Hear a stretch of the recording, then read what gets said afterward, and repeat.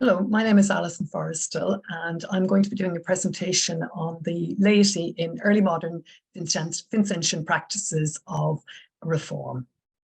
So anybody who's looking into the early history of Vincentian activism cannot but be struck really by the energy and the commitment and the acumen of everyone that was involved. And among all of these people in the 17th century were, of course, Vincent de Paul and Louise de Marillac, and they usually attract the most attention for quite obvious reasons. Key to the work that Louise and Vincent did were the confraternities of charity. And the first of these was established in the small town of Châtillon-les-Dombes in southeast France in 1617. But by 1625, there were at least 30 of these, well over 30 of these, in fact, with more to come.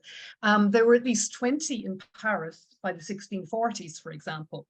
And Louise de Marillac was central to their development.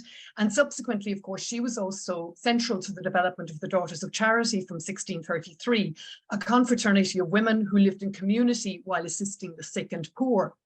And the slide in front of you is a slide relating to a confraternity that was founded very early in this process in 1618 as Juani, which was a town associated with the Gondi family, who were very active supporters of this work. And what you see in A with the arrow there is the parish church of St. John.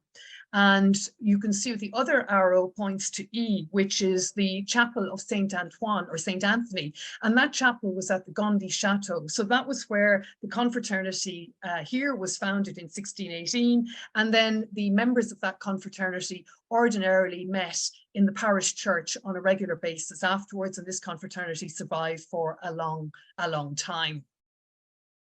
So, it's important to acknowledge that the energy and the commitment and the acumen didn't just characterize the founders, Louise de Marillac and Vincent de Paul, because it also characterized many others that were in this first generation of Vincentian activism. And with a few exceptions, most of them have been obscured by the passage of time. And even our knowledge of some of those that are quite well established in the narrative, like Madame du Gondi or Marguerite Nassau, who's supposed to have been the first daughter of charity. Even our knowledge of these is overwhelmingly based on what others said about them then or since. For others, glimpses are really tantalizing. We just get a name, a signature, a brief reference, but generally they're bundled into a group. They're not only nameless and faceless to us, but their personalities and their experiences are out of view too. So they often are quite silhouettes in history. Now, this is especially the case for the many women who founded the membership of the confraternities. And some of these are going to be the focus of my presentation today, in which I want to highlight issues that concern the development of concepts and practices of the lay vocation in this period. Intriguing examples of these women, these female activists, can be found scattered through the sources. But one that sprung immediately to mind when I was writing this paper was a woman called Isabelle Dufay. Though Louise and Vincent sometimes mentioned her in their letters, it's difficult to find out more than the basics about her. A portrait doesn't seem to have survived of Isabelle, so all we know of her appearance is through what Vincent Paul told us when he wrote about her. As you can see in the first quote, we have no letters by her, and we can only really summarize her devotion from brief secondhand references, again, mainly from the hand and therefore the viewpoint of Vincent de Paul. So this is a kind of a classic example, really, of the obscurity of many of these women within the sources. And many of them became involved, highly involved, in the Vincentian works in this period, whether it was fundraising, organizing nursing for foundlings, visiting prisons, feeding the sick, etc., etc. But my question is, did they think that this work was intrinsic to a calling or to a vocation? How did somebody like Isabella or another woman understand her dedication to the sick and the poor? And this is a question that's critical for understanding lay devotion, especially female lay devotion, but lay devotion in general in this period. Now, I'm not trying to suggest that the notion of lay vocation was invented in this period, but what I am suggesting is that its features became more clearly defined and that it exercised greater influence on Catholic belief and practice with a long legacy. And this is a history really of new ways of conceptualizing and practicing faith and devotion, for which we owe this period a great deal.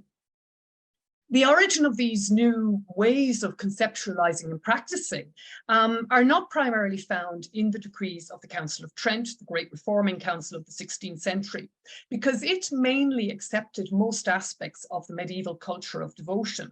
So it preserved the theology behind the distinct states of clergy, religious and laity, as well as the essence of the Catholic system of distinct hierarchically organized statuses. It also upheld the notion that it was better to remain in virginity or celibacy. However, it did reaffirm that marriage was a sacrament, and it devised reforms that emphasized the principle of freedom of choice for vocation, whether it was exercised for ordination, religious vows, or marriage. After Trent, I would pick out two people as being particularly important in the generation that followed.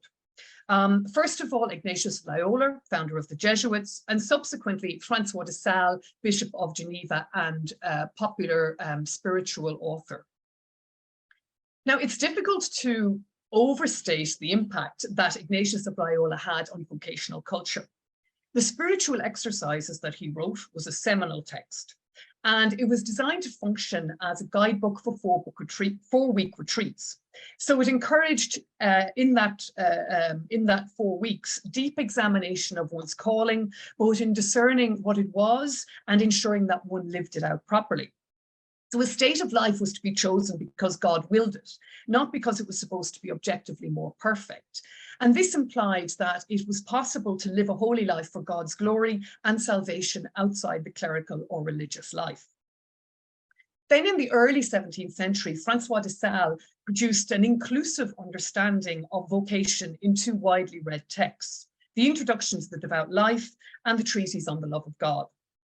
And by emphasizing the accessibility of holiness in every vocation, he valorized the lay vocation for his readers. And there's an important quote there from the Introduction to the Devout Life, which illustrates his teaching.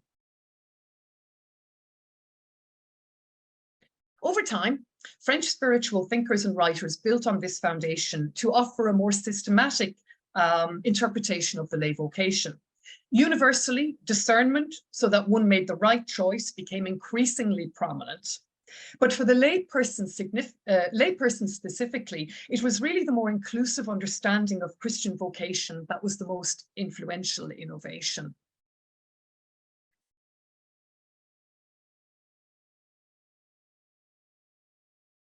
Now, moving on to the next slide, I'm using this because I want to take the rule of the first confraternity of charity founded in Châtillon in 1617 as our starting point to explore how these developments about lay vocation played out in the Vincentian context.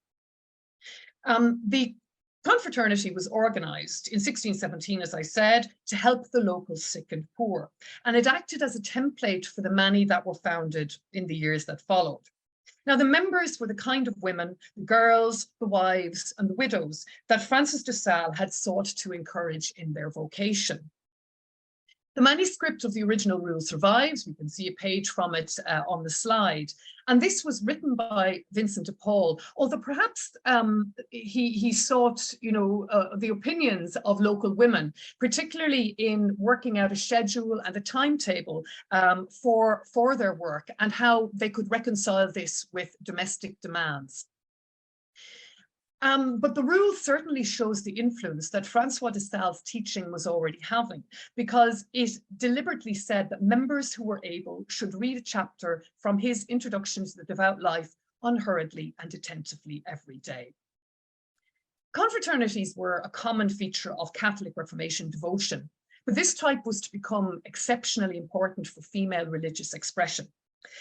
De Sales' teaching dovetailed perfectly with the objectives that Vincent de Paul was setting for the servants of the poor. the pursuit of spiritual perfection, her own spiritual perfection, and the holiness of others, while continuing to live in society. And the opening sentence of the rule declared that charity for one's neighbour was an infallible mark of the true children of God. It was evident in those who imitated the humility, charity, and simplicity with which Jesus had reached out to the needy. For the time as well, the rule was unusual in the extent to which it advocated for the active agency of lay women in public devotion. Its members elected their own officers, and they all had a vote in decision-making. They were asked to take the sick and the poor by the hand to God, exhorting them to bear their illness patiently for love of God, to make acts of contrition, and to resolve not to re-offend God. That's a quote. The rule also acknowledged the challenge of juggling these time-consuming duties with household responsibilities, and it strongly encouraged spiritual kinship. For the family of sisters, as they were called, was asked to listen to exhortations for spiritual growth and to discuss issues arising regarding their spiritual progress with each other. Now, Vincent did not use the term vocation or calling, but it's clear that he wanted to validate the devotional life of laywomen and to help them to serve in ways that suited their strengths and duties. The rule addressed their concerns and desires seriously, and it didn't automatically treat the status of laywomen as secondary to religious or clerical life. For some, like Louise de Marillac, life in a community still beckoned ultimately, and she became the co-founder of the Daughters of Charity. Even so, it should be recognised that this was still a confraternity rather than a traditional enclosed religious order, and the members took renewable private vows annually rather than solemn vows. Louise there found a way, as she reflected, to make her love of God effective and to revel in the goodness and power of his perfection. The person who does not love does not know God, for God is charity. We penetrate so deeply into the mystery of God and his greatness. Our participation in this divine light will inflame us with the power of holy love, as she wrote in her On Charity. For others, however, this route was neither possible nor desirable. And well before she became a widow, and while her children were young, Genevieve Goussault, as an example here, incessantly visited the poor and the sick via the confraternities. Now, the commitment of lay individuals, lay women, to these naturally varied. Some, like Genevieve Goussault, were dedicated members for decades. Some joined and then left, seemingly never to return. Others moved in and out of responsibility and participation as domestic concerns like childbirth allowed. But whatever the pressures, the confraternities offered an outlet for serving God, and they were important shapers of the women's spiritual expression and their social environment as well. If we turn to a group called the Lamoignon women, the confraternity women of the Lamoignon family, we can see just how significant a position these confraternal groups could assume within a family across generations. The Lamoignon was a highly positioned family of the legal world in Paris, and almost every female member was active in the confraternities from the 1630s onwards. The mother, the matriarch, Marie, her daughters Anne and Madeleine, and her daughter-in-law, Madeleine. A second Madeleine, confusing, I know, but you can see the daughter-in-law Madeleine there in the background. Now, when Marie made her will before her death, her bequests read like a diary of her devotional life. And they show us that she had been an active member of 3 confraternities. These all received generous donations so that they could buy snacks and linen for the sick.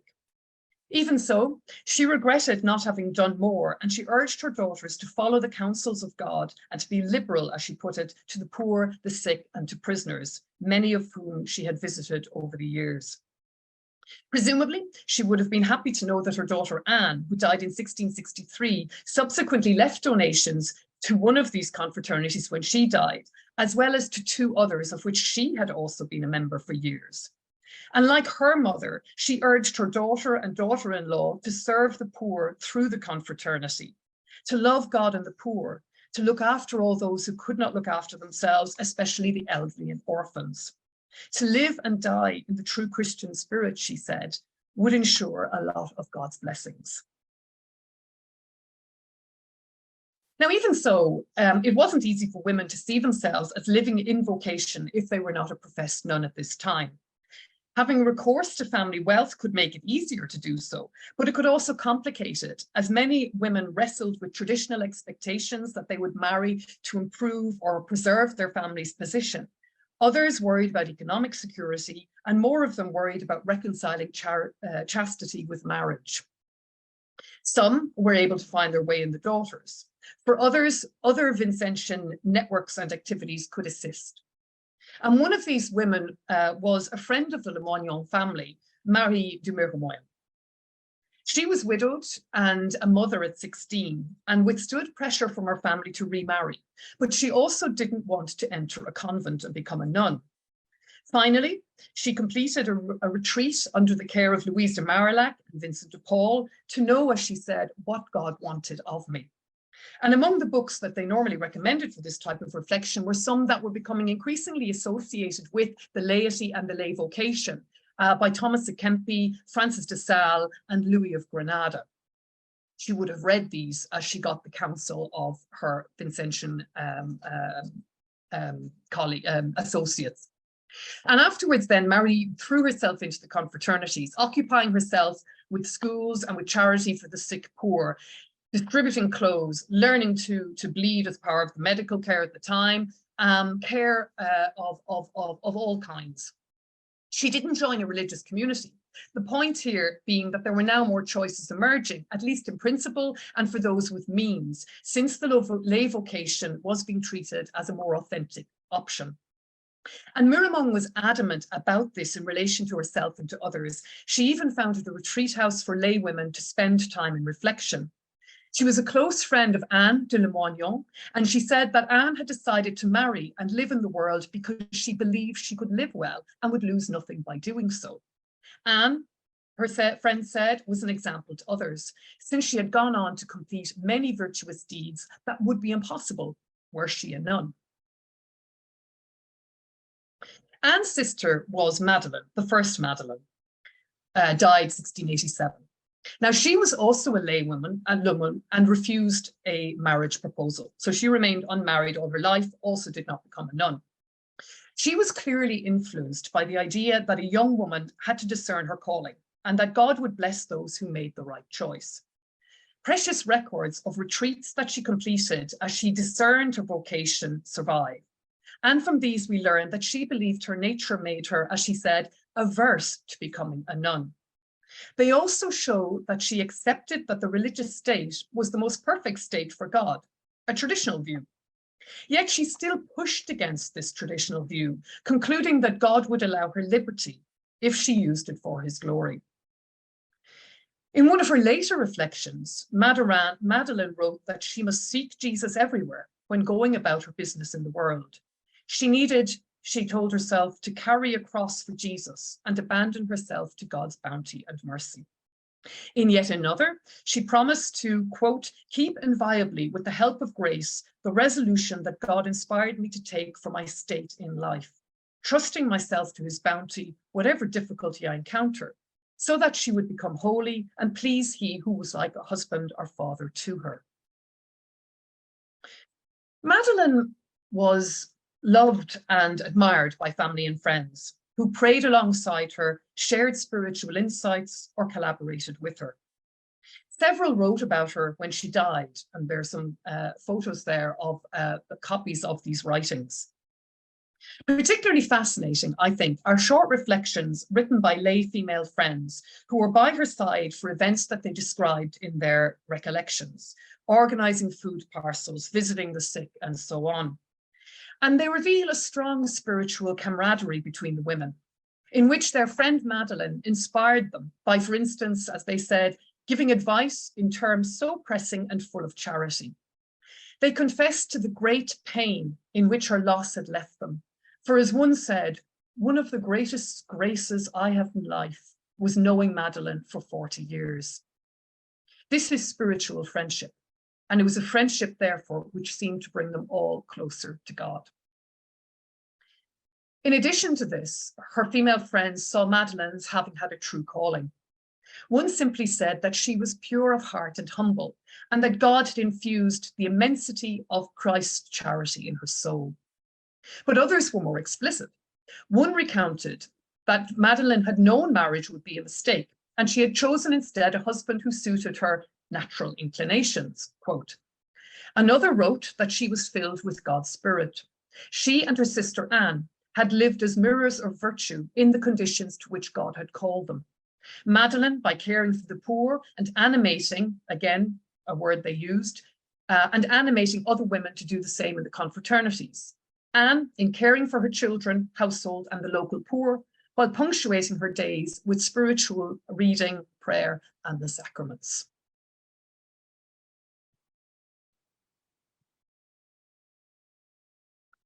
This evidence springs mainly from women of upper and middle society in Paris, but it is nonetheless remarkable.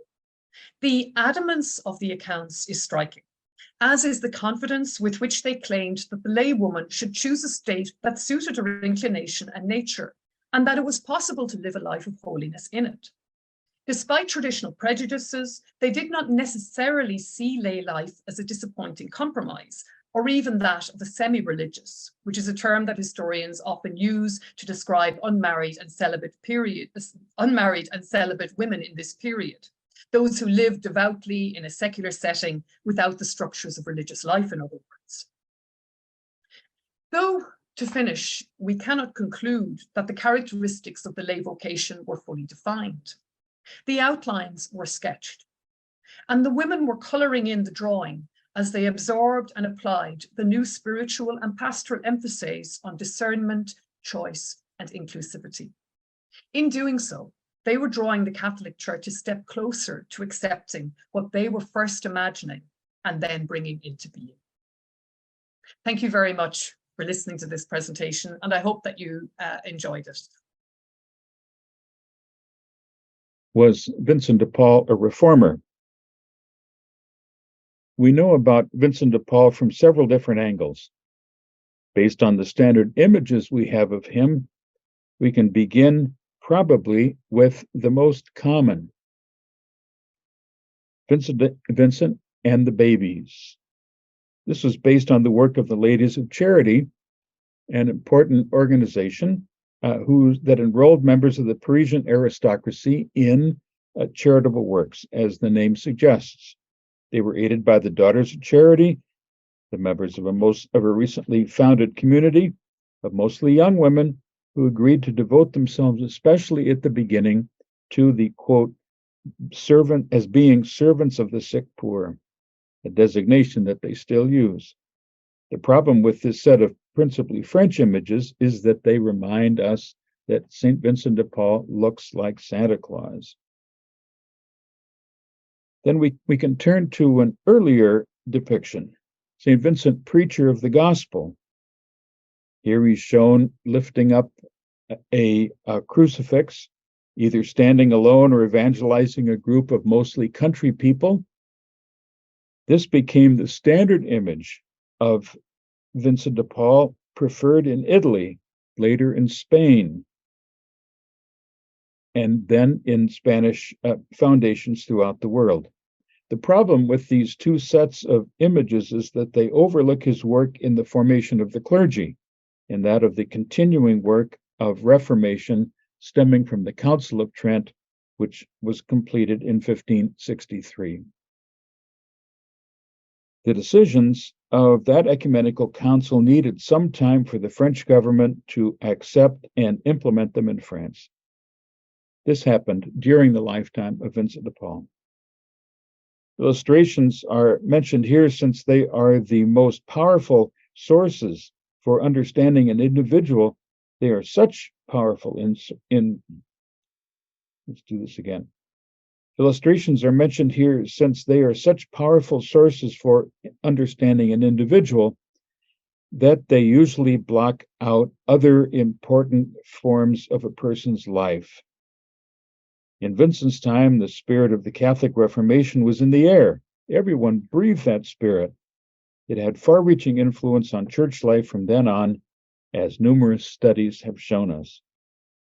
To appreciate the background in which Vincent de Paul had lived, This paper presents various features of his life, one in his early years in Paris, before the founding of his major works, and another in his later years. Interestingly, both center around women.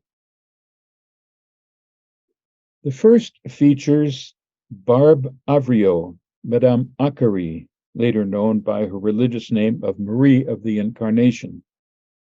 The second concerns Anne of Austria, the widow of Louis XIII and queen regent until the personal rule of her son Louis XIV began in 1661.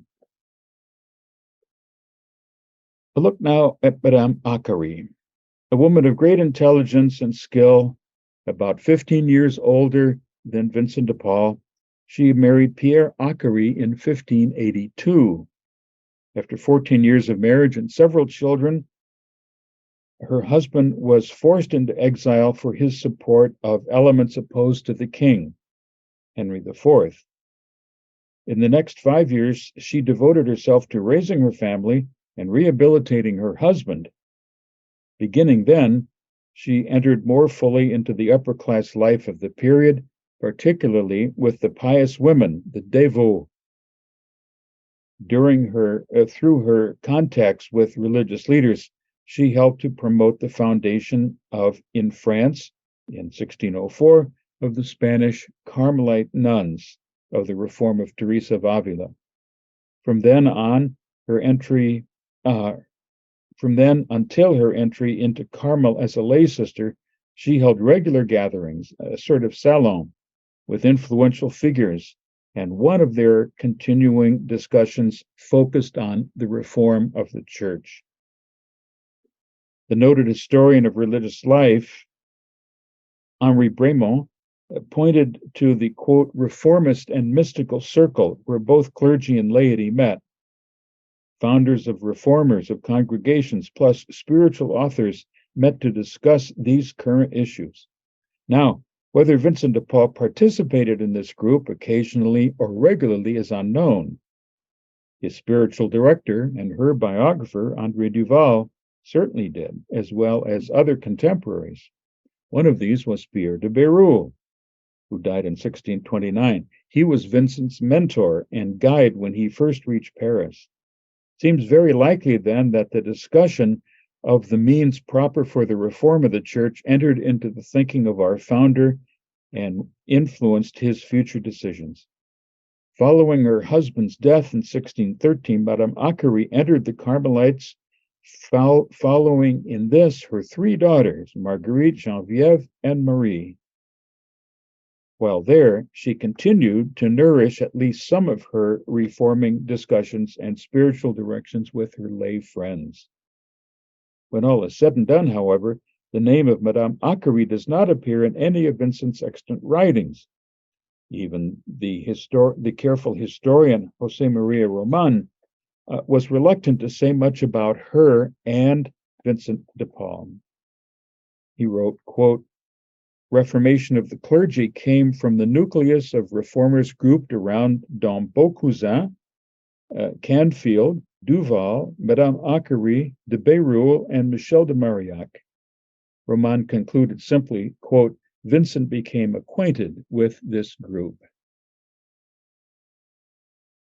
A second feature of Vincent's reforming work, about which we are much better informed, is his membership in the Council of Ecclesiastical Affairs, known popularly as the Council of Conscience. The Queen Regent, Anne of Austria, you can see her in the center of the slide, regularized this loose advisory group by including the First Minister, Cardinal Jules Mazarin, as well as others whose numbers and membership varied occasionally. For our purposes, one of its most influential members was, guess who? Vincent de Paul. Rather than concentrate on strictly political issues, he focused instead on the distribution of religious offices. The Holy See in France had agreed in the previous century that Rome would accept the list of names that the King of France would propose for appointment as bishops in particular, as well as other offices. The most widespread was the appointment of offices that had some spiritual responsibilities plus a financial remuneration.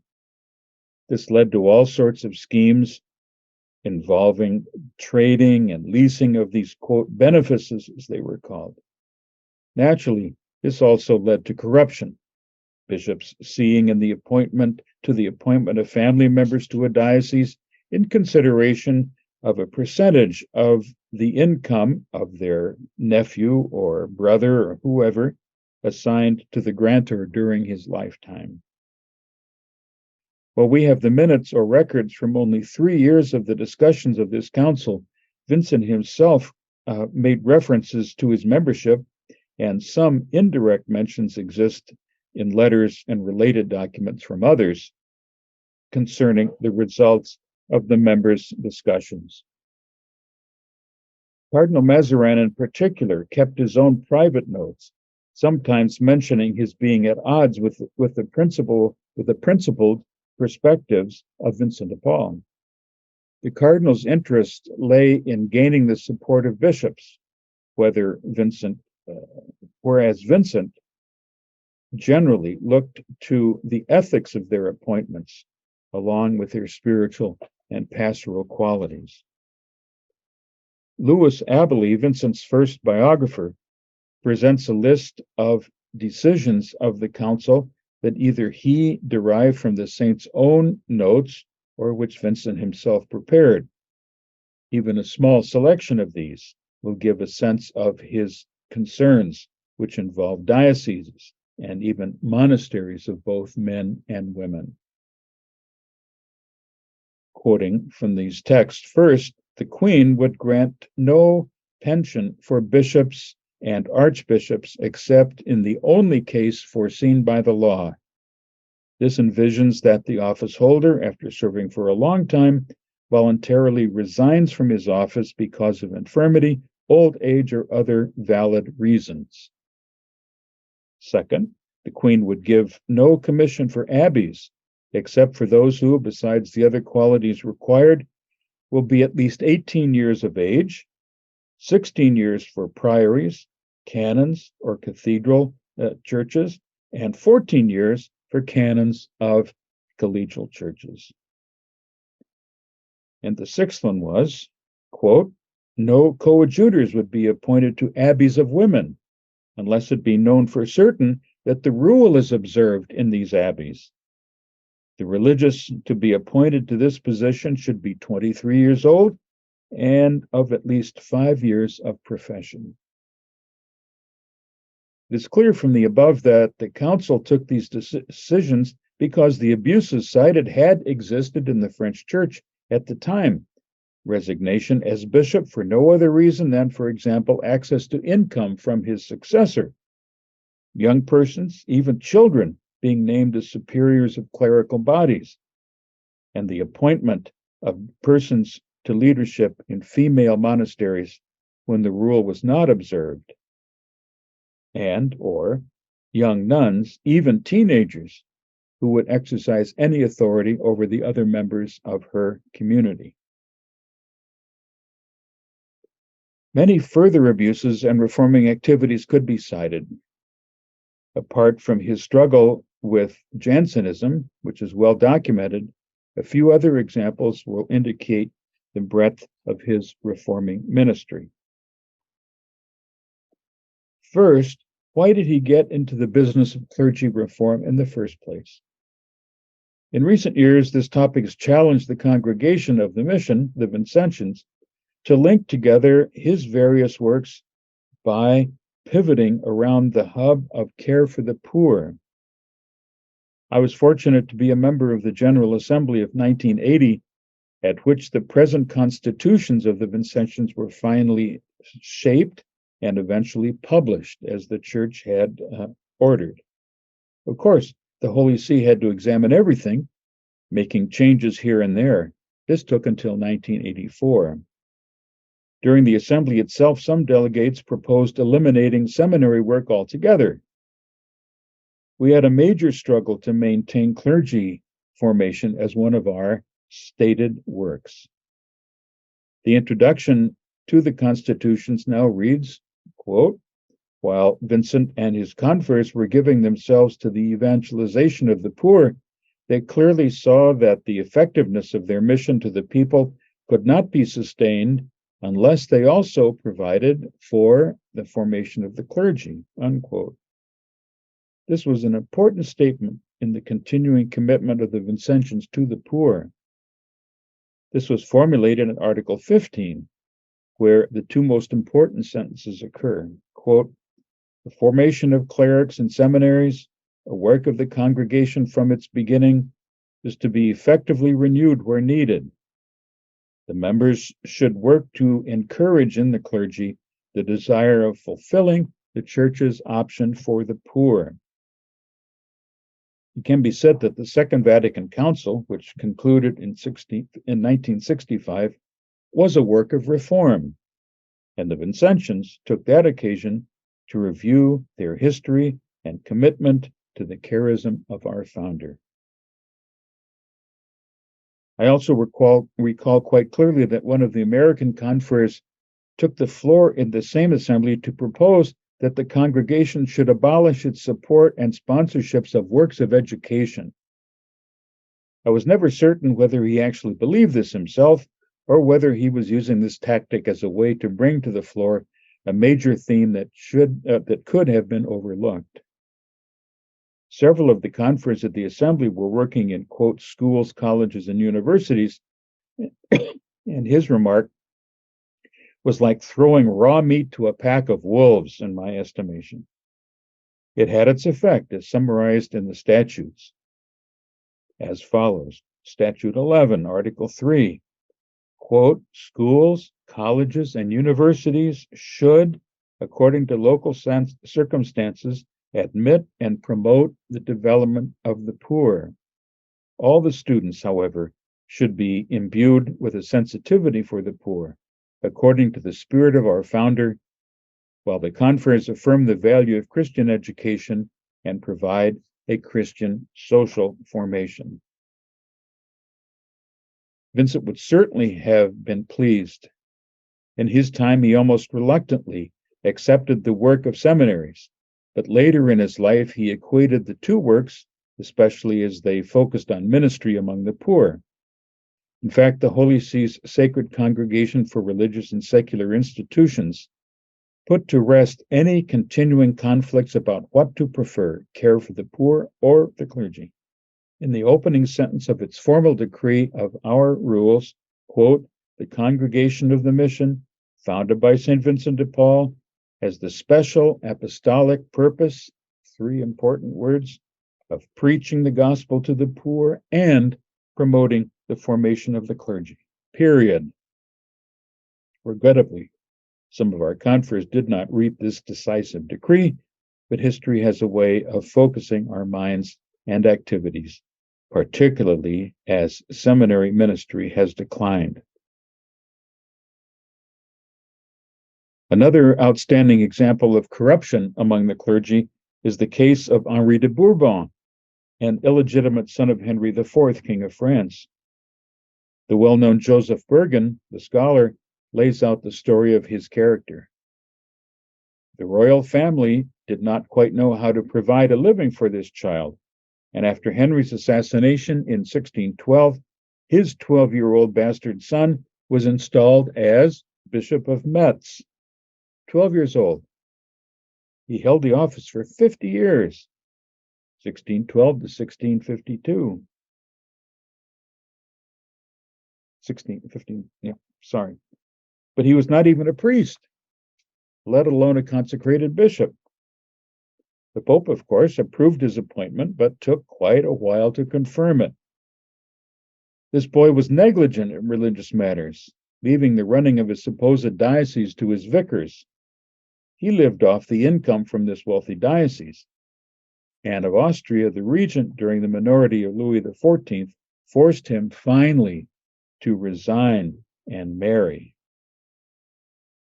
The point of mentioning this case is to link it to the reforming activity of Vincent de Paul.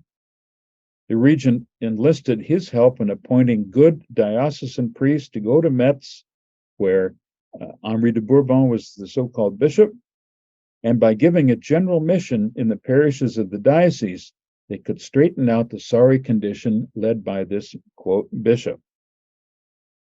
The lengthy mission is famous for its restoration of morals and good practices.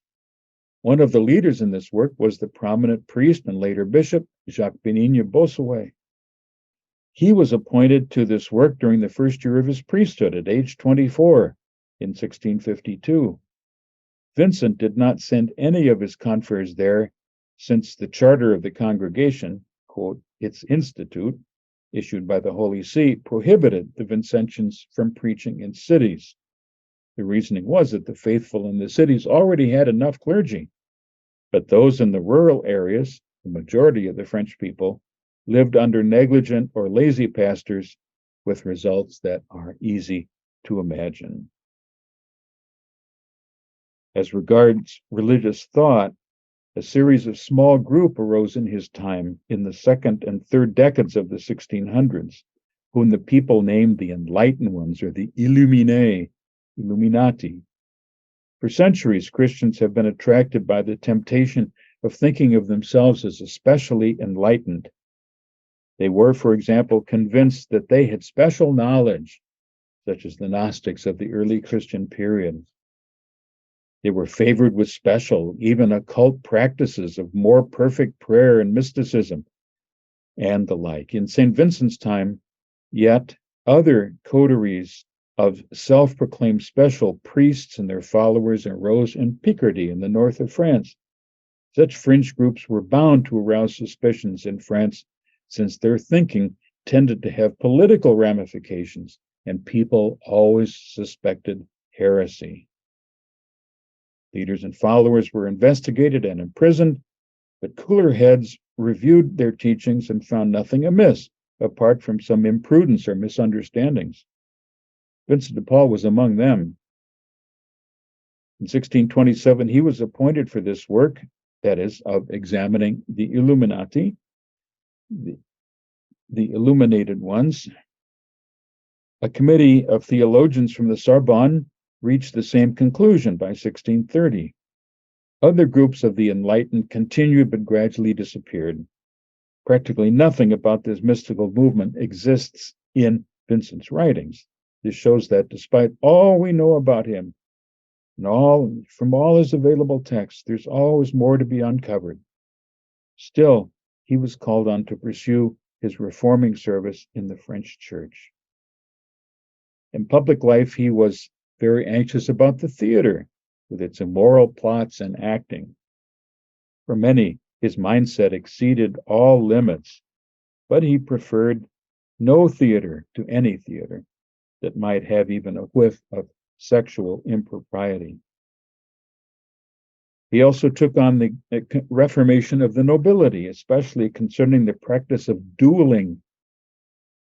This led to numerous deaths of noblemen, or at least grave wounds, but the nobles continued this despite Louis XIII's effort to end it. One of Vincent's acts in this regard is still recalled. While visiting the chateau of a cousin of the Gondi family, Vincent's sponsors, he heard the sounds of clashing swords in the clearing in the woods. He approached and managed to calm the pair and bring about a reconciliation. He was in his 30s at that time, still living with the Gondi family as a tutor for their children. This is just one small example of his reacting to the opportunities that presented themselves to him. Concerning Protestants in France, particularly in his native south and in the east of France, he was careful not to support the practice of attempted forced conversions of French citizens.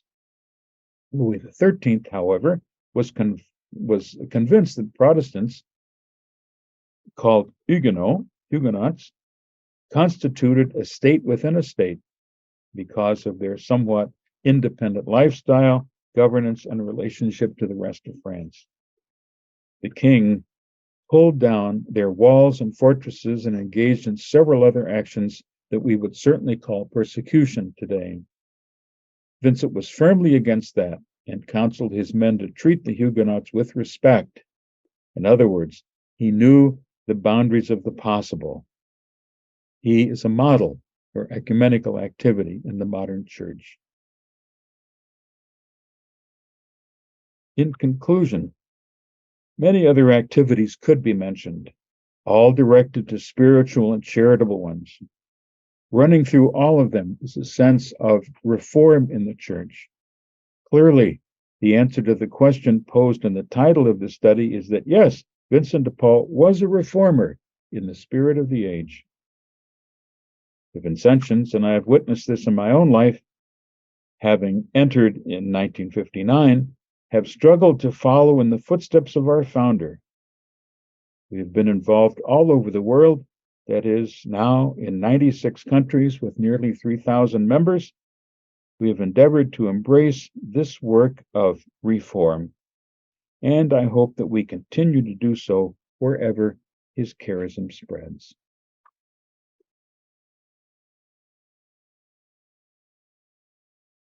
Welcome. My name is Raymond Sickinger, and I'm Professor Emeritus of History at Providence College in Providence, Rhode Island. And I'm a longtime member of the Society of St. Vincent de Paul in the United States. It is my pleasure today to present on the topic To Become a Church for the Poor, Antoine Frédéric Ozanam's lay vision of reform and transformation.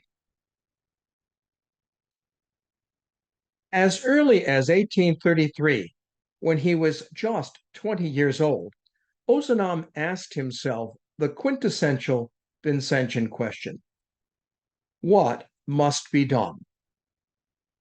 Frédéric Ozanam spent his lifetime engaging with and responding to this very question.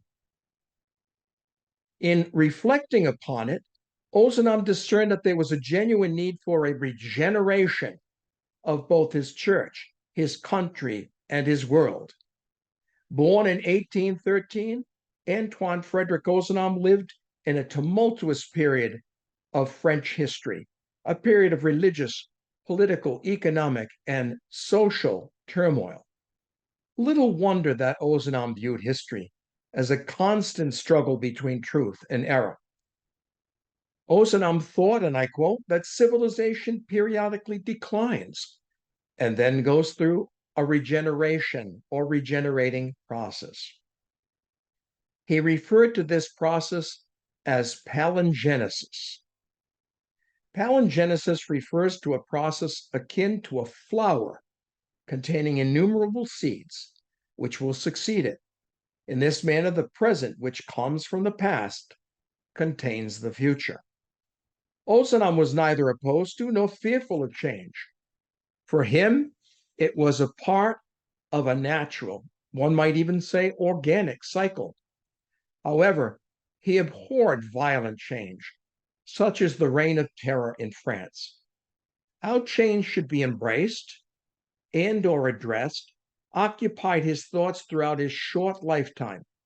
His resulting vision would be to create, and I quote, a community of faith and works, erasing little by little the old divisions of political parties and preparing for a not too distant future a new generation which would carry into science, the arts and industry, into administration, the judiciary, the bar, the unanimous resolve to make it, France, a moral country, and to become better themselves in order to make others happier, end quote. The Society of St. Vincent de Paul, which he helped to found, would be a key component of this regeneration, this hope for transformation of the world religiously, socially, economically, and politically. Frédéric Ozanam aspired to encircle the world in a network of charity. His aspiration was revealed in a letter to a dear friend, Léonce Kellier, on the 3rd of November, 1834. In that letter, Léonce mentioned that he was inspired by Ozanam's vision of a network of charity for France. The first conference of charity founded by Frédéric and his friends in April of 1833 was the chief means to achieve this goal. It was soon renamed the Society of St. Vincent de Paul, As the society developed, Ozanam expanded his vision of a network of charity well beyond the confines of France. According to Thomas O'Brien, and I quote, Frédéric anticipated the theme of solidarity and bringing together people of different classes who were artificially alienated from one another by sinful social and economic structures, and giving them the opportunity of experiencing their genuine and deep filial bonds under their common divine parent, end quote. By the time Ozanam spoke to the Vincentian conference at Florence in January of 1853, his dream of a network of charity and justice was approaching realization. The transformation of the individual members, and thereby the transformation of the society in which they lived, was the expressed intention of this network of charity and justice. It was an answer to the regeneration of society, his initial vision. There is no doubt that Ozanam believed the Catholic Church offered hope for both social and spiritual salvation. It held out the promise of progress. Although an ardent supporter of the Catholic Church and Catholic faith, Ozanam recognized that the Catholic Church needed to engage better with the world of the common people to address the problems of his day. Reeling from the serious and often deadly challenges to established religion begun during the French Revolution, the Church favored conservative social and political solutions. As David Gregory pointed out, and I quote, the silence of the Church on workers' rights was deafening for most of the 19th century preceding Leo XIII. Ozanam was especially critical of those priests who continued to ignore the cries of those living in poverty. In April of 1848, when the revolution had broken out again, he said this, the Church must take care of the workers like the rich people. It is from now on the only way to salvation for the Church of France. The priests must give up their little bourgeois parishes, flocks of elite people in the middle of an immense population which they do not know. Ozanam became increasingly aware of the crucial role that the laity could play in the life of the Church. According to Didier Ozanam, Frédéric believed firmly in the apostleship of the laity, or what we call today the apostolate of the laity. In 1965, Pope Paul VI wrote that the laity's temporal activity openly bears witness to Christ and promotes the salvation of men. Since the laity, in accordance with their state of life, live in the midst of the world and its concerns, they are called by God to exercise their apostolate in the world like leaven, with the ardor of the Spirit of Christ, end quote.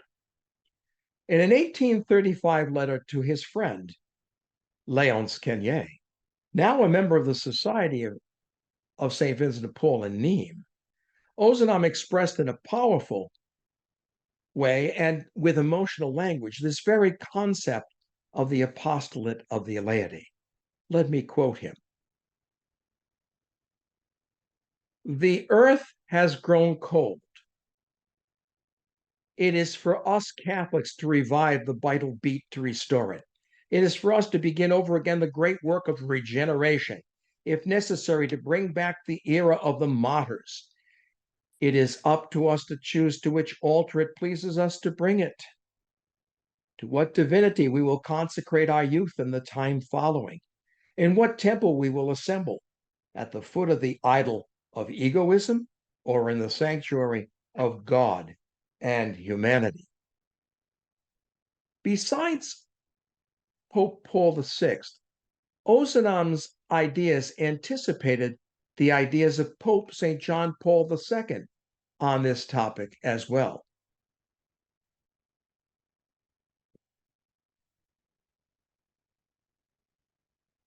In Pope St. John Paul's own words, spirituality is life in Christ and in the Spirit, which is accepted in faith, expressed in love, inspired by hope, not a part of life, but the whole life guided by the Holy Spirit. End quote. St. John Paul II taught that spirituality concerns the whole of life, or as he often put it, the unity of life. He also spoke to the laity and said, and I quote, "There cannot be two parallel lives in your existence as laymen and women. On the one hand, the so-called spiritual life with its values and demands, and on the other, the so-called secular life."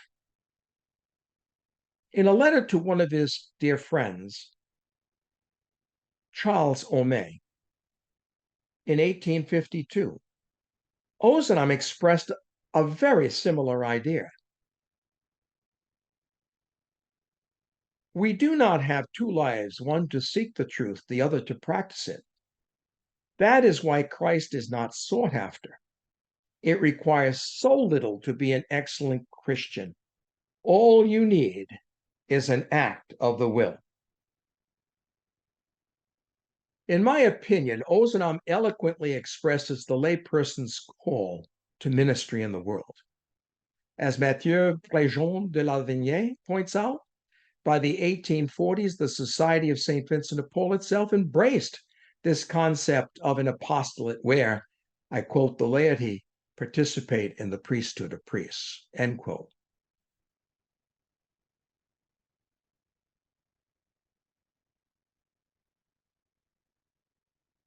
Living through the turbulent times of the early 19th century, Frédéric Ozanam readily admitted that a deep knowledge of the course of history eventually led him to the conclusion that in the nature of mankind is the final stage in the development of political progress, and that God leads the world in that direction.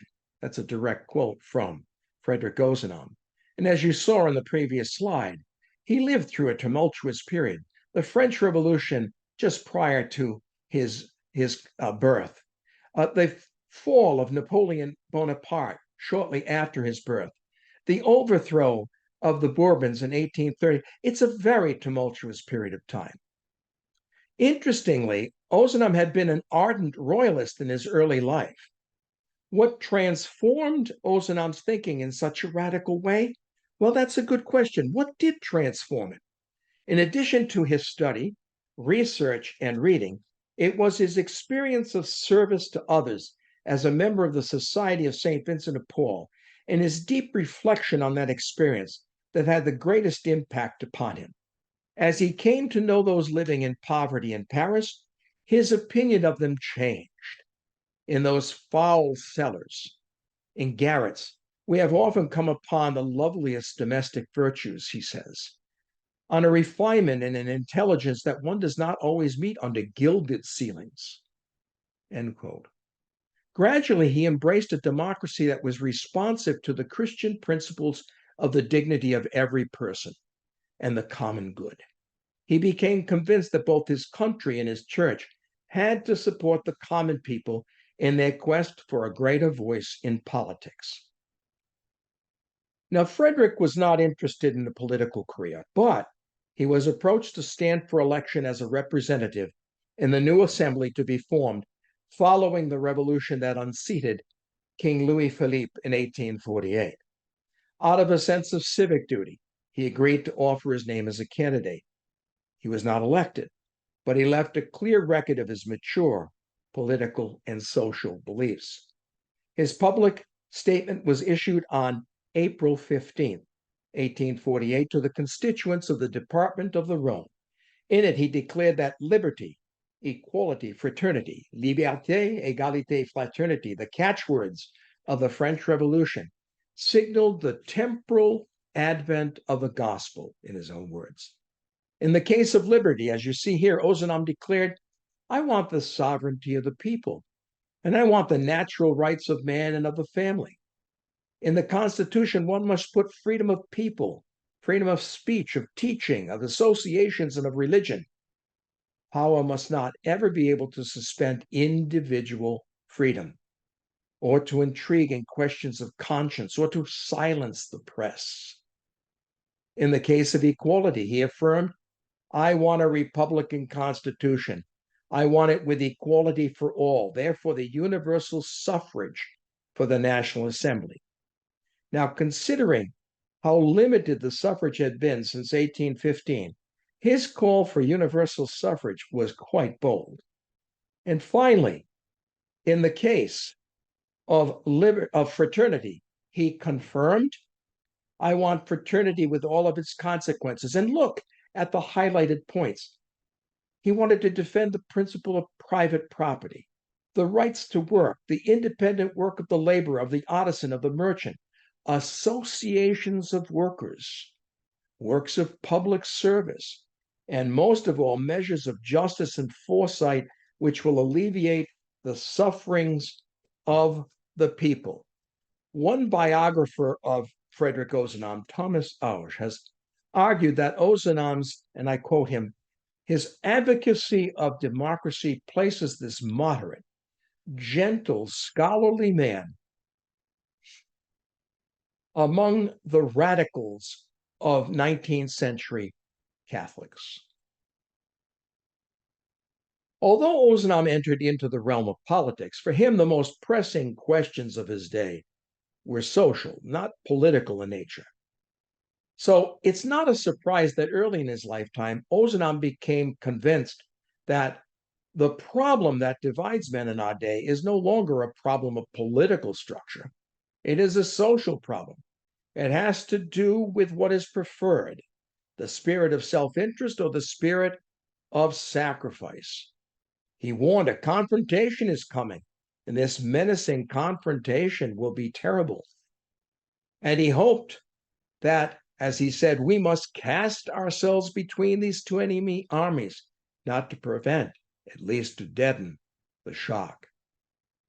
According to the historian J. Corrin, at least 10 years before Marx's Communist Manifesto was even published, Ozanam had already, and I quote Corrin, recognized that divisions between men were linked to economic disparities and warned of class warfare unless social programs were initiated to mitigate such inequities, end quote. Ozanam's growing faith in democracy and his deepening concern for social problems compelled him to write articles on political and social matters in the newspaper L'Ère Nouvelle, the New Era. According to Christine Morel, Ozanam believed that it was a Catholic's duty to participate in public affairs and the life of politics. This was the reason for his participation in the newspaper, along with the urgent need of the moment for action. L'Ère Nouvelle has justifiably been referred to, and I quote, as the leading voice of Christian democracy and an important stage in the history of the Catholic press in the 19th century and in the history of Catholicism. Frédéric wrote 65 articles for L'Ère Nouvelle. 23 of his articles developed the ideas he had announced in his manifesto to the electors of the Department of the Rhone. His last article appeared the 11th of January, 1849. Painfully aware that poverty was a complex phenomenon, Ozanam ascertained very early on that persons living in poverty often were not to blame for their condition. In one of his articles in L'Ère Nouvelle, an article entitled Les causes de la misère, the causes of misery, he articulated a profound and powerful lesson learned through his service to others. God did not make the poor, he said. God forbid that we should calumniate the poor, whom the gospel blesses, or render the suffering classes responsible for their misery. He ardently advocated for education, work associations, and other practices that would give a hand up instead of a handout. Even in his early lectures on commercial law, back in 1839 and 1840, Frédéric had spoken forcefully about the dignity of work and the rights of workers. For him, Christianity raised the worker up by emphasizing the dignity of work, whether it be by the efforts of the mind or by the sweat of the brow. He believed that The employer had responsibilities. There should be no exploitation of the worker by the employer. As Frédéric pointed out, unfortunately, the rate of actual wage a worker receives often is less than the rate of the authentic wage they should receive. A truly just wage, he felt, would allow for the worker to meet normal living expenses, provide a sum for education, especially for his children, and still leave a sufficient amount for a retirement, a sacred estate. He also felt that workers had certain responsibilities. All can do honor to the workroom by probity and sobriety, by the charity which respects the masters and unites companions and protects apprentices. For the good of society, there needs to be impartial reconciliation of the interests of employer and employees. This will only be accomplished by abandoning the two extremes of complete government control of the economy and unrestricted laissez-faire, or extreme individualism in Ozanam's terminology. Government should intervene only in extraordinary cases. You can see here Frédéric favored a just wage or living wage. He fully supported association of workers and works of public service. During his short lifetime, in the first half of the 19th century, Ozanam hoped to bring about a regeneration of both France and the world by forming true community and by building just, caring relationships in a spirit of tolerance.